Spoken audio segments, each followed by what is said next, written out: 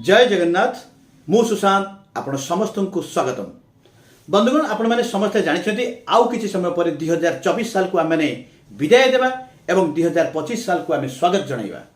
बंधुगण 2024 साल रे जदि मोर कौन कथा क्या दुख दे था क्या कष्ट दे था तेरे दूर थाई मुझे क्षमा प्रार्थना करुछि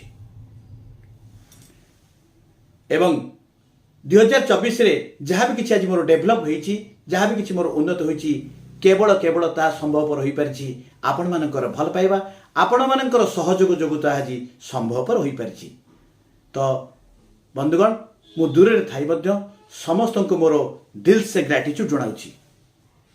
2025 साल पई गोटे कथा कहि रखिबी, सर्वप्रथमे आमको निजको भल पाइबा आम परिवार को भल पाइबा एवं समस्त को भल पाइबा तेबे जाय गोटे भल मनुष्यटी हेबा।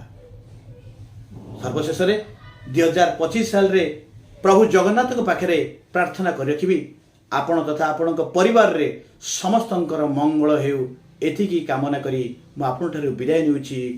जय जगन्नाथ।